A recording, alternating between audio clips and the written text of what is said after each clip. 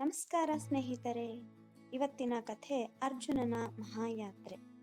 ಅರ್ಜುನ ಎಂಬ ಹುಡುಗ ಒಂದು ಹಳ್ಳಿಯಲ್ಲಿ ವಾಸಿಸುತ್ತಿದ್ದ. ಆತ ತುಂಬಾ ಒಳ್ಳೆಯ ಹುಡುಗನಾಗಿದ್ದ. ಅವನು ಎಲ್ಲರಿಗೂ ಸಹಾಯವನ್ನು ಮಾಡುತ್ತಾ ದಿನ ಕಳೆಯುತ್ತಿದ್ದ. ಆತ ತನ್ನ ಅಜ್ಜಿಯೊಂದಿಗೆ ವಾಸಿಸುತ್ತಿದ್ದ. ಅವನು ಅಜ್ಜಿಗೆ ದಿನನಿತ್ಯದ ಕಾರ್ಯಗಳಲ್ಲಿ ಸಹಾಯ ಮಾಡುತ್ತಿದ್ದ. ಪಾತ್ರೆಗಳನ್ನು ಎತ್ತಿ ಇಡುತ್ತಿದ್ದ.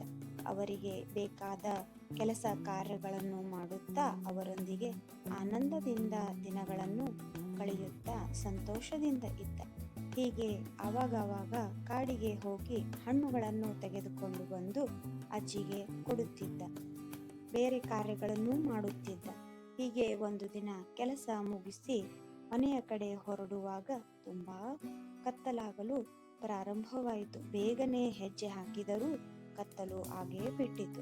ನದಿಯ ಮೂಲಕ ದಾಟುತ್ತಾ ಚಿಕ್ಕ ದಾರಿಯ ಮೂಲಕ ಸಾಗುತ್ತಾ ಮನೆಯ ಕಡೆಗೆ ಬೇಗನೆ ಹೆಜ್ಜೆ ಹಾಕಲು ಪ್ರಾರಂಭಿಸಿದ. ಆದರೂ ಸಹಿತ ಕತ್ತಲಾಯಿತು.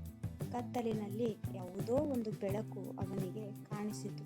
ಏನೆಂದು ನೋಡಿದರೆ ಅಲ್ಲಿಯ ನದಿಯ ದಡದ ಹತ್ತಿರದ ಕಲ್ಲಿನಿಂದ ಒಂದು ಬೆಳಕು ಹೊರಬರುತ್ತಿತ್ತು. ಅವನು ಮೊದಲು ತುಂಬಾ ಸಂತೋಷಗೊಂಡ. ಆದರೆ ಇದೇನು ಎಂದು ನಂತರ ವಿಚಾರ ಮಾಡಲು ಪ್ರಾರಂಭಿಸಿದ. ಆಗ ಕಲ್ಲು ಮಾತನಾಡಿತು.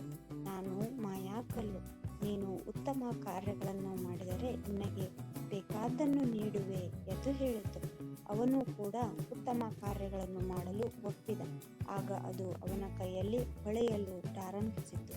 ಹೊಂಬಣ್ಣದ ಬೆಳಕು ಇಡೀ ಆಕಾಶವನ್ನು ಆವರಿಸಿತು.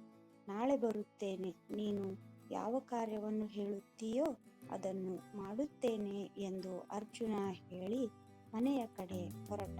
ಇನ್ನು ಕಲ್ಲು ಯಾವ ಕಾರ್ಯ ಹೇಳುತ್ತದೆ ನೋಡೋಣ ಮುಂದಿನ ಭಾಗದಲ್ಲಿ. ಧನ್ಯವಾದಗಳು.